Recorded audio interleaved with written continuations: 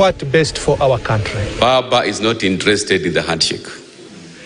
Baba anapigania mambo ya maisha because he's actually fighting for the justice and the cost of living. Sio mambo na handshake. Negotiations must include the issue of inclusivity. Kenya Kwanza must be made to disown and disavow the illegal, unconstitutional, and divisive efforts to turn Kenya into a private company that hires only those who voted for Kenya Kwanza. What Raila has a beef with when it comes to William Ruto, we don't want it to be done behind the doors. Let it be done before everyone. Any talks that will happen from next week, the issues to be addressed are the following. 1, cost of living. 2, cost of living. 3, cost of living.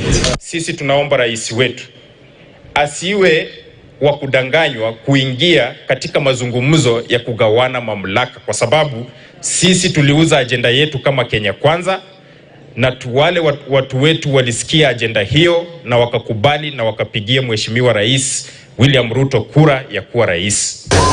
We need to listen to each other more carefully. We need to tap into our wells of empathy. We need to soften our hearts. Mimi niko tayari kuongea na nyinyi, lakini tunaongea mambo moja. We welcome non-violent ways of resolving conflicts. That we do. But we are on standby. Na kama rais atasalimia mtu yeyote, akuwe karibu na deputy president. Unakumbuka ile rais ingine alisalimiana akiwa peke yake, shida zikampata. Huyu hatungetaka arudie hiyo maneno. We cannot live in this country tukizozana. Wale watu ambao ni investors wetu will not come to Kenya if there is no peace. Let us reason together. If people are talking about dialogue that is meant to share power, that one we want to tell them it is not possible and it is not going to work. Tumekataa muwe kila wakati mnatokea kwa mitaa kuharibu mali za watu ndiposa muingie kwa serikali. Na kama mnataka tuongee mkuje bunge tukabiliane na majadiliano. We must go to talk when we know that there is an enabling environment for us to talk in a fruitful and concrete discussion that is going to yield results. That consultation must happen at the apex level of leadership between Raila Amolo Odinga and William Ruto. Any other consultation where small people like Samatandi are engaged will not be trusted by the people of Kenya. They can have a sit down, but not about a handshake and not about sharing positions, because all the positions are filled now. There's nothing to share. We must have respect for our elections. We must have respect for the people of Kenya, what they did last year. And for that reason, we are not in any way going to support any dialogue that is on power sharing whatsoever. Kama call upon the opposition, kama wako na jambo ya kusaidia kushukisha gharama ya maisha, waende waite media, waeleze vile wanaweza fanya ama vile wanaweza advise the government ili kushukisha gharama ya maisha. If they have anything. Tungetaka kumuuliza Mheshimiwa Raila kwa heshima, kwa sababu yeye anaongea sana juu ya matatizo tulio nayo. Kama ako na suluhu, ana nafasi ya kuandika kwa magazeti, aandike aseme, kulingana nami ninaona tutafufua uchumi kwa kufanya 1, 2, 3. Vijana wameuawa, mali imeharibika, wameharibu biashara ya watu, wameharibu mali ya umma. Mimi nimewaambia mambo ingine yote tunaweza kujadiliana, lakini we cannot negotiate about violence. Violence must stop. If we want to lower the cost of living, it's not by going to sit in strange places to talk with strange people. It is by having sound economic policies, increasing production, and helping the Kenyan farmer to produce enough food to put on our table. Bei ya unga lazima tuiteremushe. Mimi nataka niulize nyinyi, unga haitoki sokoni, unga inatoka shambani. I have engaged our friends in the opposition, and we have agreed that as a nation, all leaders, past, present, and future, that violence, destruction of life, destruction of property, destruction of public property will not be in the equation of the politics of Kenya, in the governance of Kenya, and in any other way in the Republic of Kenya. Sisi ambao ni walinda usalama hatuna shida yoyote kama watu wa upinzani wanatoa maoni tofauti ya sera za kiuchumi, za kisiasa. Lakini kuna wale wamejificha katika siasa na haki zao ambazo ni haki za kikatiba, kuumiza wananchi wenzao na kuharibu nchi yetu. As a head of state, I am obligated to make sure that every Kenyan, whether they support my policies or not, that their life, their property is guaranteed. There is peace in the Republic of Kenya. Tumejipanga kama walinda usalama kuhakikisha tumekabiliana na kushinda wakora wote na magaidi ambao wanajisingizia ati ni siasa wanafanya, ili hali ni uhalifu, wanaharibu uchumi wa Kenya, wanaharibu maisha ya watu, wanaharibu biashara za watu. All right, that's the soapbox indeed, from where it started to where now it is. And of course, now that one also acts as a segue with the conversation that we continue. Richard Onyoka, you've been laughing all through, looking at that, at the soapbox. Why? First of all, Dibal, the whole this clip, I think to me might end up being a classic from this show. Why? One, I see this as being historical. Why is it historical? If you go back to 2007 and 8 and look at what was happening during that time when there was the issue of the coalition government forming between Raila and the Kibaki government. Yes. You think these guys are reading the same notes. The insults are the same, the sound is the same, the level of hate is the same, the cantankerousness is the same. You hear nobody saying, this is a very small country that needs people who are reasonable and intelligent. If there's an opportunity for us to talk, let us sit and talk about issues that mean and make sense. And there is too much noise all over the place. If you come from outside this country and arrive in Nairobi and take all the newspapers, I mean, look at this. Split over Ruto Raila talks as Kenyan as their key allies dig in. You come to the next one, Hustler agenda takes back seat as talks begin. And then you have all these things that the politicians are spewing. You know, you have people who are not looking at this thing in a holistic manner. There is no empathy. I mean, you have people saying you send people to go and destroy other people's properties, and yet in reality, out of all the 18 people who were shot, all of them were actually shot by the police. All right? And even when you want to blame the dead, sometimes you just need to be reasonable and intelligent about it. You are talking about the properties that were destroyed, and indeed many of the issues that took place during those demonstrations. And I'm not saying this because I'm in Azimio. The amount of force that the police used, and the language that the head of state was using, and the language that his deputy was using, and the amount of threat, you know, that was coming out, and yet constitutionally people are allowed to demonstrate. People are allowed to go out there and picket. If the Kenya Kwanza government, for example, to me, wants to change the rules on the picketing and, for example, say everybody who goes to a picket should have his mouth bound and the hands closed, and all they can do is just walk. Would they stop sending police officers with guns, with live bullets? I don't think so. I just think The issues of this country require much more weighty thinking. Thank you. The issues of this country requires, some of my colleagues, and I'm not saying this in bad taste, I'm actually saying it in absolute shock. I've been in parliament with Kimani Ichung'wah for 15 years. What he talks shocks me.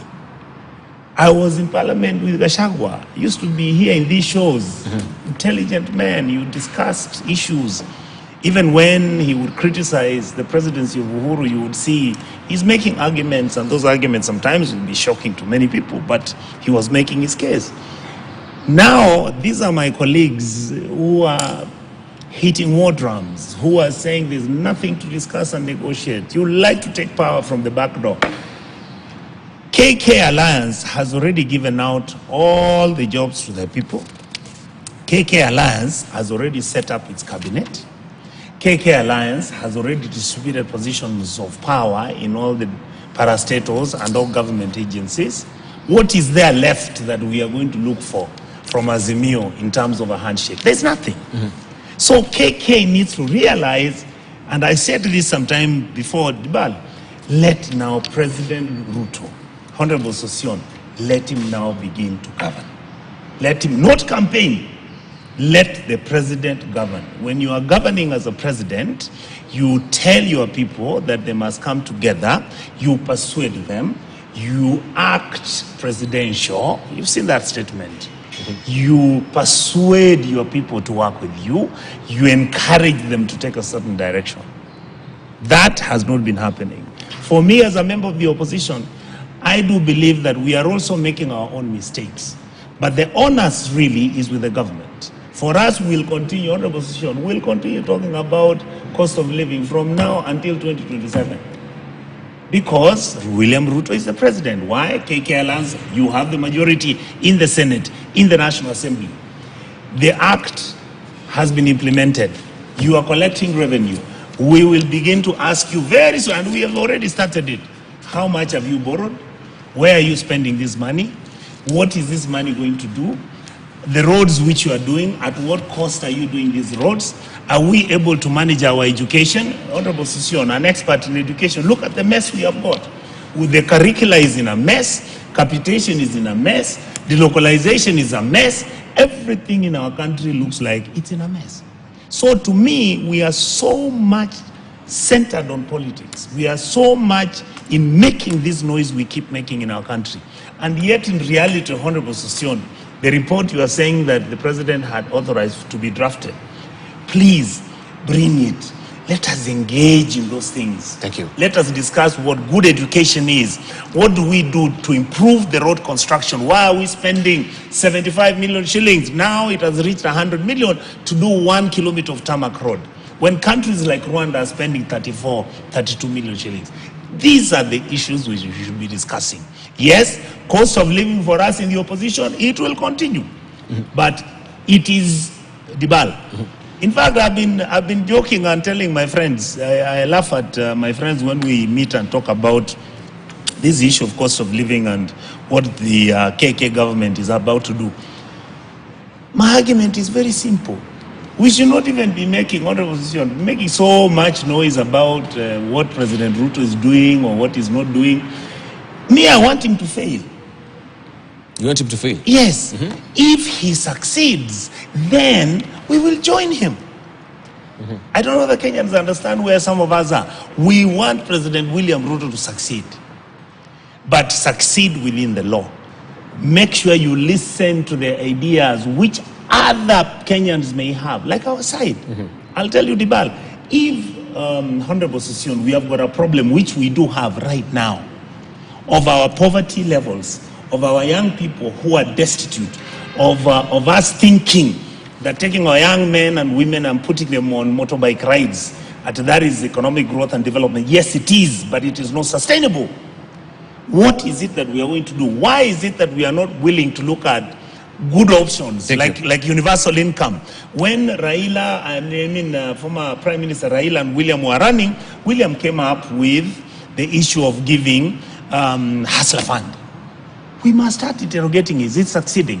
Or should we go and recalibrate and bring what Azimio was having? There's nothing wrong with borrowing a policy so that we bring a universal income and agree. Do we give these very poor young men who are in the villages 5,000 per month, then train them how to use that little money for them to achieve certain goals? Thank you. Well, let's say from Honorable Makali as well, when we're coming to the negotiations, because this is where we are at and the raft of issues are being raised by Honorable Onyonka, are we began from a false start as it is? Because if you call to negotiate, you should not really come first of all with the preconditions on the table as it is. I mean, good part of negotiation, and you've actually been in the economic class as well, and I know in negotiations is part of it as well.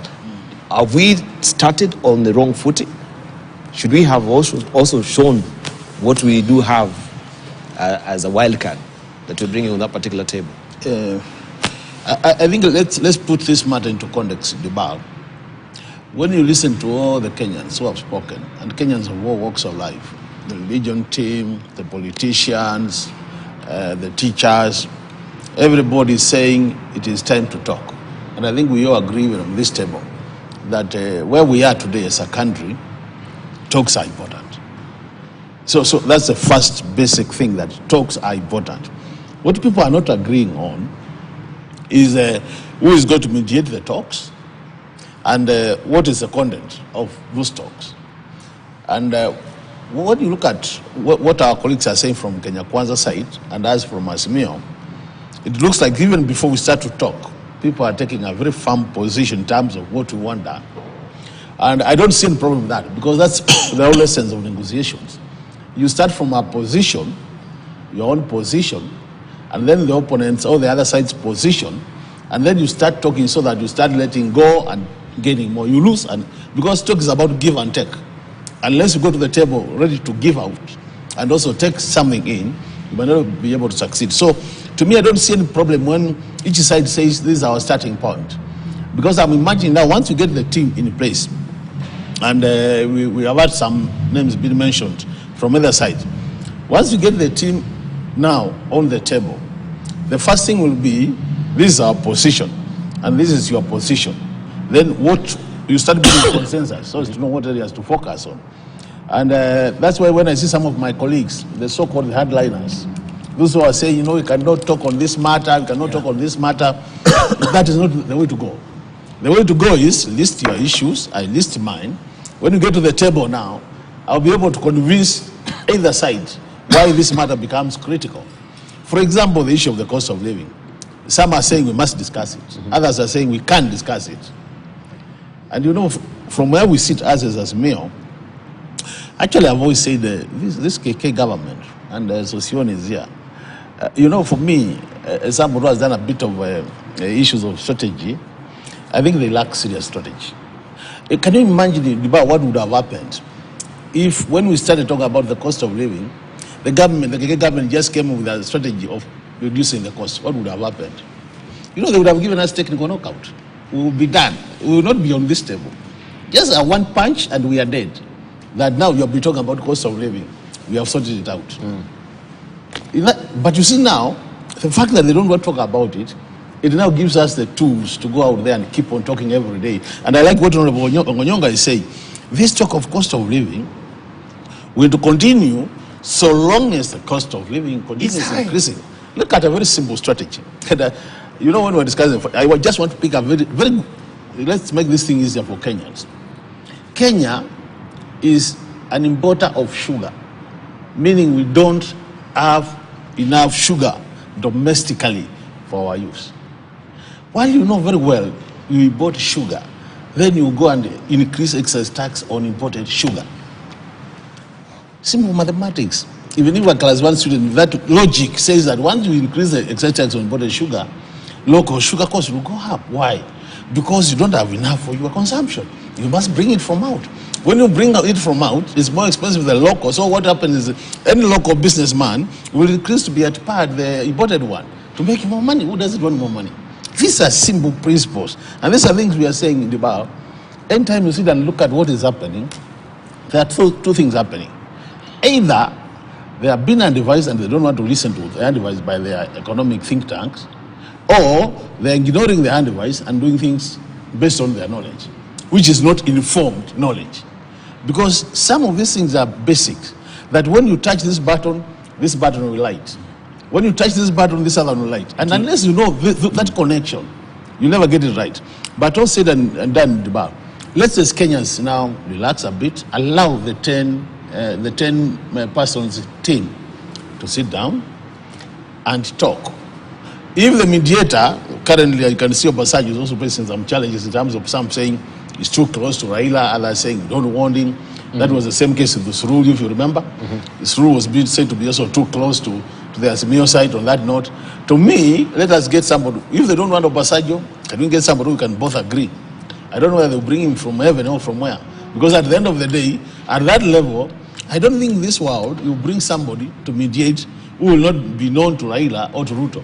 So to some extent, they will always continue claiming you are too close to Honorable Raila, you are too close to Honorable Ruto. So on that note, we might have to get two mediators. Ruto give us one, Raila give us one.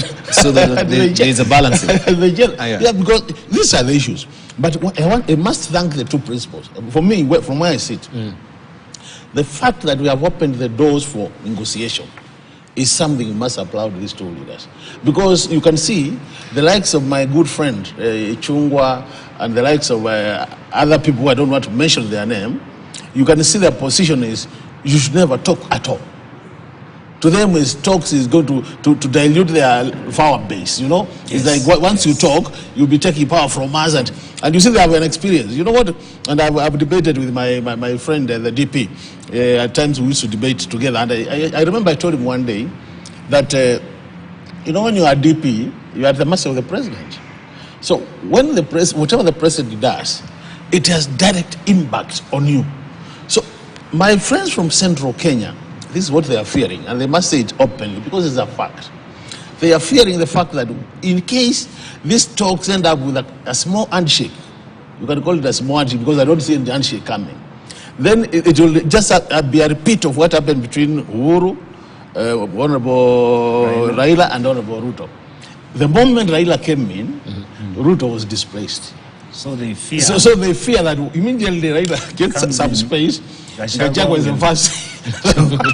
Is the first victim of that talk.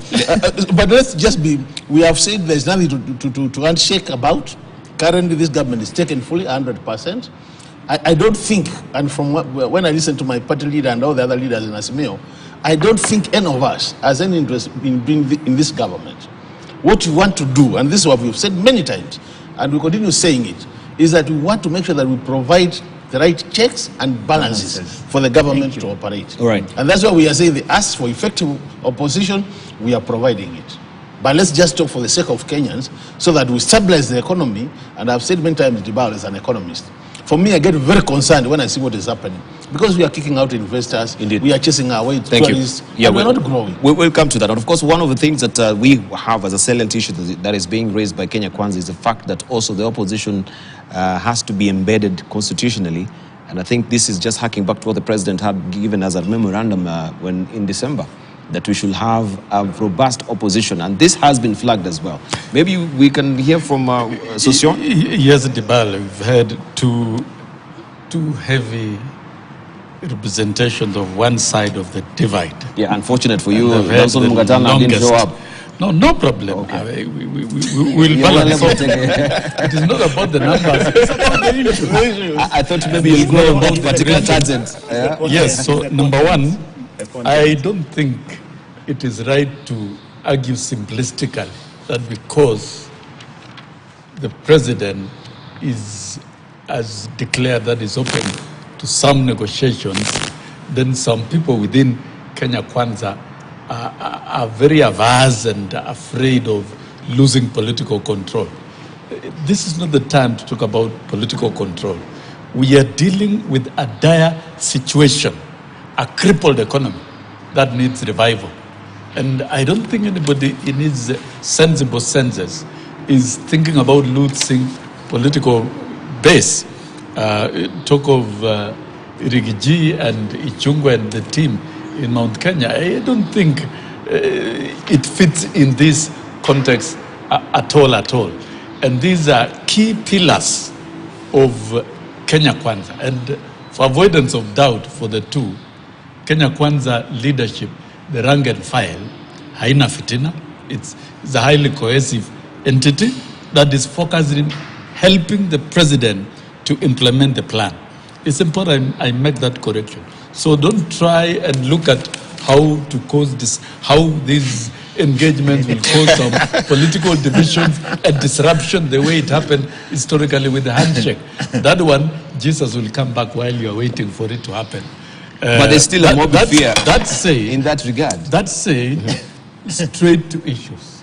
The president has stated clearly, and it's not the first time, right from the beginning, he's willing to meet and engage any Kenyan in discussing matters that are of national interest. And I don't think the president has been closed to any form of engagement. So this one of 10-member committee that has been proposed, I don't think is anything that surprises us. The most important thing is, now, what next after this? What do? We are 1 year into a regime of Kenya Kwanza, and we are still bickering with politics. The cost of living is biting. We are doing a disservice to Kenyans. And if the president has opened up avenues for dialogue with other Kenyans, so be it. And that is Kenya Kwanza will support, and we've said it as much. Now, and the issues that have been forwarded by the party through the majority leader in the House are very clear. They are matters of essence to stabilize and create a stable political equilibrium that will allow development to go on. Issues of IEBC, reconstituting IEBC, to give assurance of transparent and fair elections, the by-elections and the subsequent elections in 2027. We must be assured of preparation for 2027 is an item that will not escape the discussions. The other side must participate in this, entrenching the CDF in the Constitution, because the CDF since 2003 has transformed development at the rural Kenya, particularly in development of schools and of loading the burden of households in building schools. Our schools are now transforming in terms of quality infrastructure, and these needs to be engendered in the Constitution. The office of the official opposition, through the president's memorandum that he wrote to the two speakers last December, remains, because we'll always have an election and we'll have a loser. We'll have a president and a loser. Where do you place the loser? The loser does not go to the street. That's a leader. And recreating the official office of the opposition, complete with infrastructure, so that they can check government officially through formal institutions, but not through streets, not through demos. We need to bring them from demonstrations, from streets, to dignified offices where they can check government. Of course, like what Onyonga was talking about, we now want to talk about, they will be talking about the cost of living up to 2027. I want to state here that we must always discuss cost of living 24/7, forever. It is discussed every day. It is not discussed during election. It is not suspended. So that is recalled to be discussed when elections are around the corner. Like politics is all about social equality, bridging the gap between the poor and the rich, which is a big agenda of Kenya Kwanza. And then the two-third gender rule that has not been implemented since 2010. It is something that needs to be addressed, and even engendering the office of the Prime Cabinet Secretary. Those are matters that have been placed, which are noble, so that we can stabilize leadership in this country. In this way, if these 5 are adopted, then we can be very sure that the Azimio team will have a formal infrastructure on which to operate. And the president must be left to concentrate in implementing the plan that he promised the people of Kenya. Number one, we are talking about the cost of living, and if they want it to be discussed on the table, no problem. Let the cost of living be discussed everywhere, because the cost of living cannot be brought down through politics. Cost of living is about food. Food must be produced. Today we have seen in the papers, sugar is becoming scarce. Why? Factories are closing down. Why? Because there are no canes to crush. Meaning the production of canes by our farmers in Western Kenya has gone down. And this has been caused by cartels who have been importing sugar over the years. And this is something that needs to be done. And in fact, I would wish this team also discuss what we call state capture as an item, because that is what has destroyed agriculture. The cartels have destroyed tea industry. The cartels have destroyed milk industry in ways that are very immoral. And this has been executed by the leadership that has been in place. In fact, if we talk about the cost of living, it did not start on 9th of August. The cost of living skyrocketed during the handshake regime. There was a regime in this country called the handshake that engaged in various economic atrocities that skyrocketed the cost of living. If anything, they should be demonstrating, all these demonstrations in the street should be demonstrations against the handshake regime, because that is what skyrocketed the cost of living. Kenya Kwanza, through the president, is not going to vacate the plan on which it was voted for. And we invite Azimio. Now you go and develop the matrix of the Kenya Kwanza plan and begin auditing each one by one. If we are talking about checking the government, the Azimio, Makali here is a learned friend, an economist, and Senator here is a grounded leader of many years. We know the institution where you check government is parliament. That is where we need robust conversations. And we have a constitution that has developed democratic structures and given the people of power sovereignty to exercise through their leadership through many forums. Thank you. And that is also through the county assemblies, through the national assemblies. Thank you. That is what we need to strengthen. And as we do that debate, when you're talking about the cost of living, we must revive our agricultural sector. We must protect our farmers. All right. We can get granular with that later, because I want us just to establish the issue now Yes, allow me to summarize. Because you had two guys on one side. I knew you'd go on that tangent. It's not my fault. I invited. I think next time you get a timer. Yes. My bell was here. I don't know where my bell is. No problem. Makali has talked of some little harvest in Ukambani.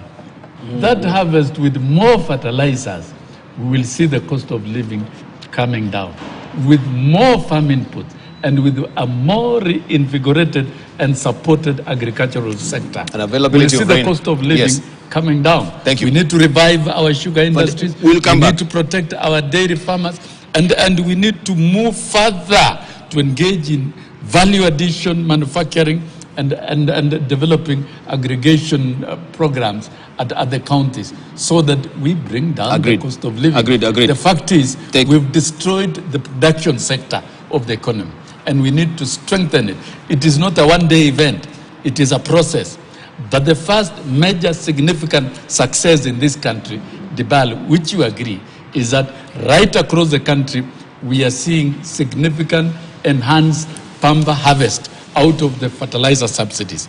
And the government has gone a step further to scale down the cost of fertilizers in the coming season from 3,500 to 2,000. Those are steps. Those are things that we should be openly discussing with the opposition.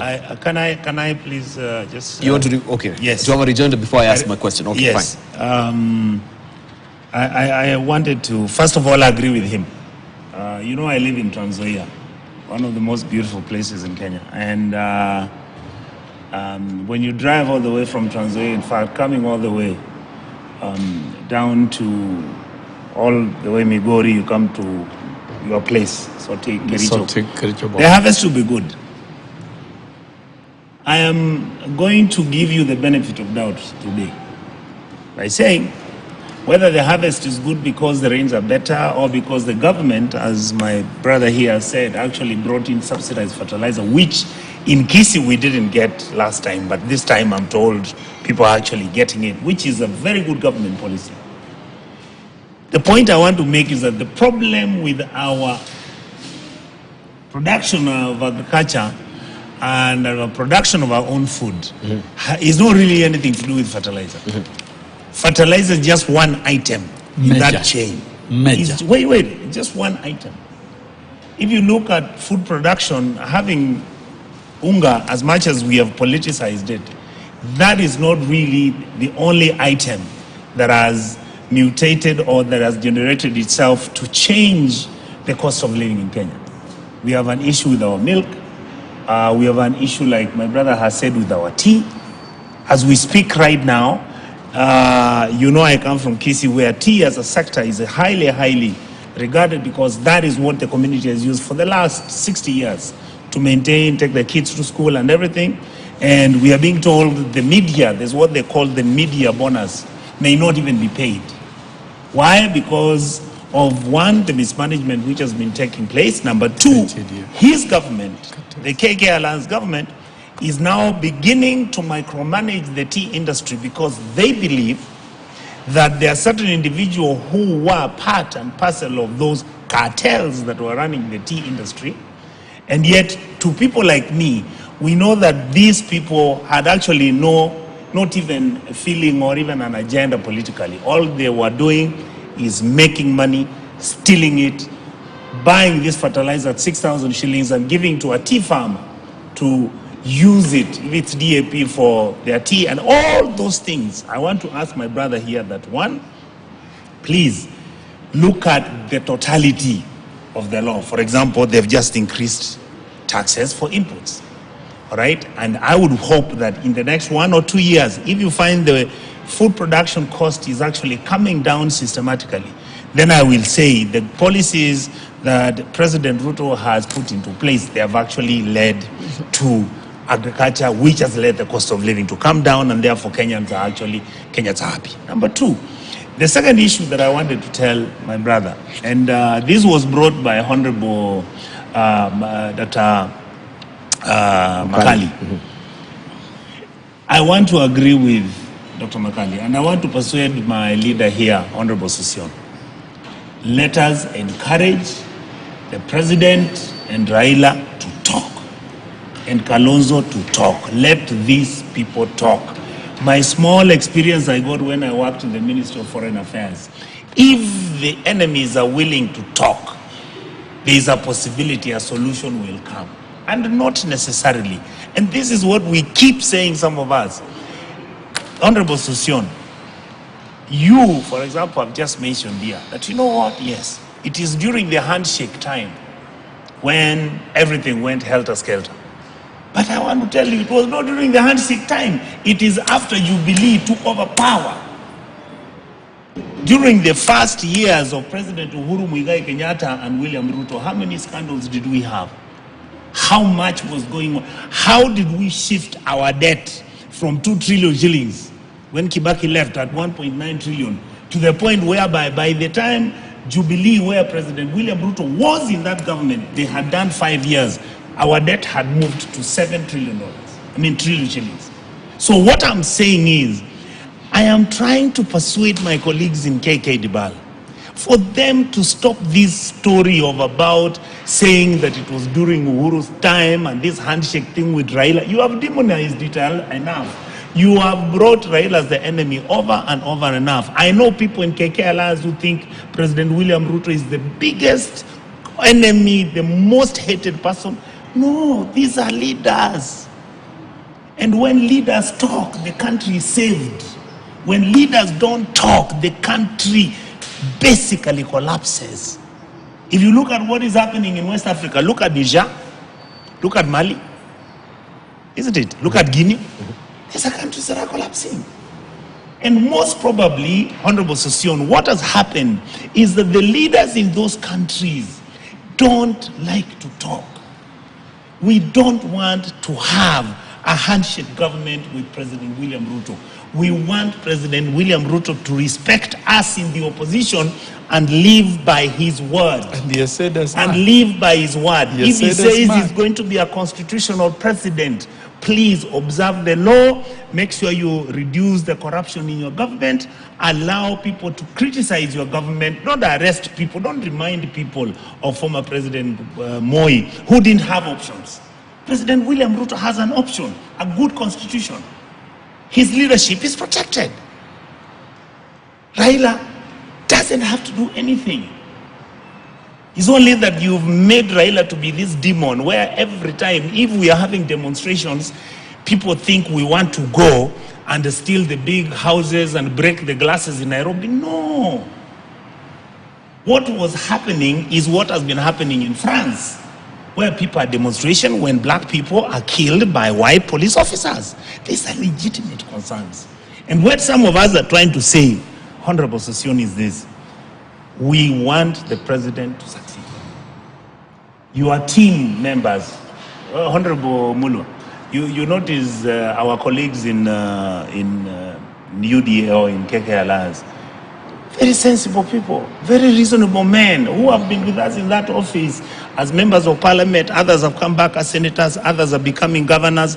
But when you see them speak about our country, you think it's a snake that they want to be killed.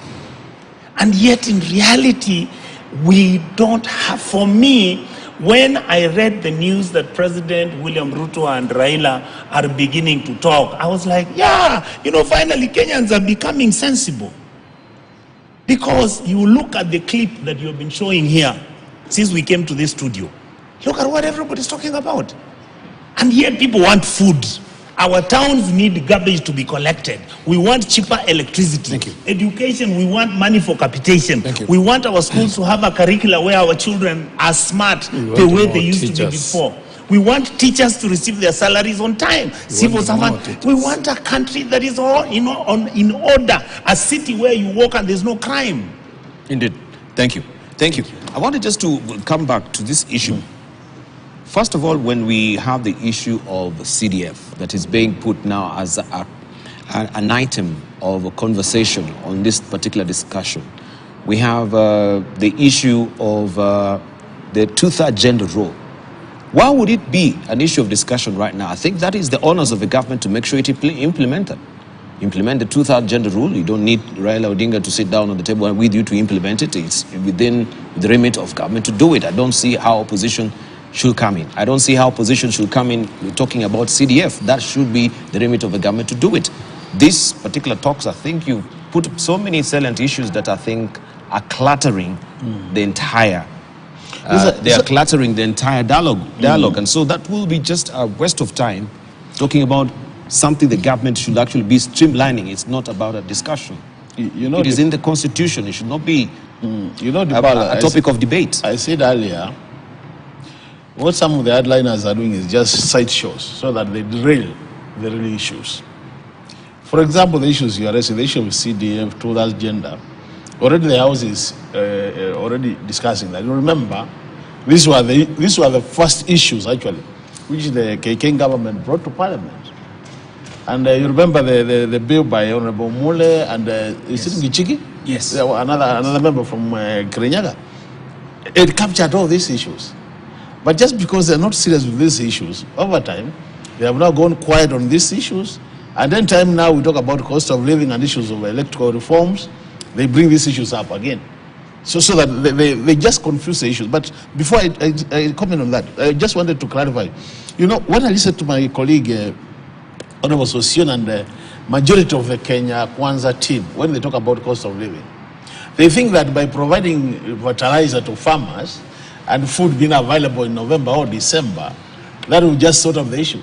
Cost of living is a broader matter than that. The issues to do with the rent payments, all the issues, if you look at the way we define cost of living, from where I sit as an economist, is more than what they're talking about. So they have just picked one item out of the cost of living issues, and that's what they are focusing on. The thing by addressing it, they'll have sorted out the matter. Actually, to me, I think really we need to look at it broadly than they are doing it, because what we are saying is, for in Kenya, and this very closely tied to the issue of salaries. How much you earn is what determines how you say how the cost of living is affecting you. Because the question to ask is, am I able to pay my rent? Am I able to meet my health bills? Which are the basics? Issues are, am I able to, because taxes are, you must pay tax before you even think about your consumption. The government will take them straight away. These are the issues, and that's what we are saying. NHIF, all those things. So we're just saying, why can't we isolate issues? And I think we have attempted as Azimio. If you look at the Azimio list, there are about 3 key issues. We are saying we wish we could discuss them as a country, just to stabilize the country. The first one is the cost of living, which they are saying they have very clear programs on how to address. We can give them the benefit of doubt that we have programs. Yes. But what they need to note is programs will require time to be implemented before the outcomes are realized. So what do you do in the meantime? Between the time you are implementing your programs, and I remember when we were debating this matter early in the year, we did say that you have given farmers fertilizer, and I don't know that Honorable Susion remembers when it was the first time we gave out fertilizer to our farmers. It could be about now 7 months ago. But between month 0 and today, nobody has really benefited from that fertilizer. We are going to benefit now in the next month or the other month, once we start harvesting. So in the meantime, how do you address this matter? That is critical. The other thing we have said we need to discuss about is the issue of the electoral reforms. And we all agree there is need to reconstitute the IEBC. This matter has been pending. We are saying, why don't we sit on a table and agree on how we are going to do this matter? I remember the last show we were discussing about the IEBC being like a referee. And who didn't want to have a referee who seems to be player number 12 on one side instead of him being a referee? Because once you become player number 12, then you disadvantage the other side. And that has been a serious discussion. And now, if you look at what is happening, you saw, is it yesterday when one of our colleagues also lost his seat? I think there's a member of parliament who lost a seat.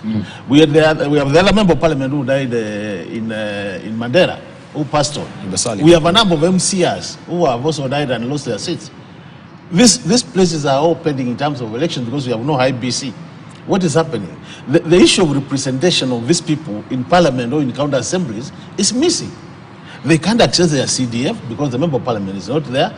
They are not able to benefit from the CDF because the member of parliament is a patron, and more likely the money will not be released unless the member of parliament is elected. You see? So these are substantial issues in this country. We are disadvantaging a number of Kenyans by not having ABC who can conduct elections immediately. Position is declared vacant, so that element of representation continues. But why should we be there?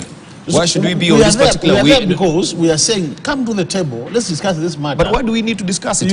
We had the Kriegler report that was very clear on stimulating the IBC, especially even with the recruitment of commissioners, how you should do it. Why would you be going back to something that has been discussed? There is a table there, there is a document, there is a report.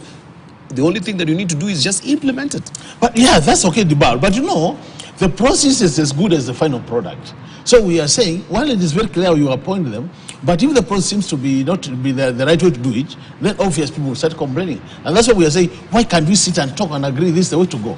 Because now the contentious issue is the issue of the way the appointment is now taking place. People are thinking, once you appoint using the current process, at the end of the day, we'll come up with commissioners who will be biased. That's the thinking. And I've told you, in these electoral reforms, we need fairness. Because we'll have 2 or 3 parties competing. So each one of the competing parties might have a strong feeling that there is fairness. So is the other matter which you are bringing up, and this now this is what I call emerging matter, which we are saying is Azimio, is important to discuss. It's emerging because when you look at what has happened for the last 2 to 3 weeks, there has been serious human rights abuses in this country. And we are saying now, if that continues for the next 1 year in this country, then our chapter on human rights will be as good as useless. So we are saying, why don't we discuss on how to operate as a country, even when we use our police service, that at the end of the day, they don't abuse human rights of Kenyans. This is not an emerging issue. That's the issue I put number 3. So when you look at these issues, they are the issues we just want to discuss, and we sort of this matter, and we move on as a country. Allow me to take a short break. Even as we are discussing that, and on the other side of a break on police brutality, we have Kenya, which has now also given the nod through the Ministry of Foreign Affairs to actually be deploying some of us security personnel to Haiti to try and clamp down on the criminal gangs there. And this is in light of what really came up from also the UN reports regarding the extrajudicial killings from the police officers. And will they move forward and deploy these police officers as that has been requested by the UN, or there will be contestation as well in light of the police brutality that we've seen in this country? So we shall be putting that on the table also on the other side of the break. You're watching Standpoint here on Morning Prime. We continue to tease out some of the salient points that have been raised on both sides of the divide. Do you find it a bit cluttered?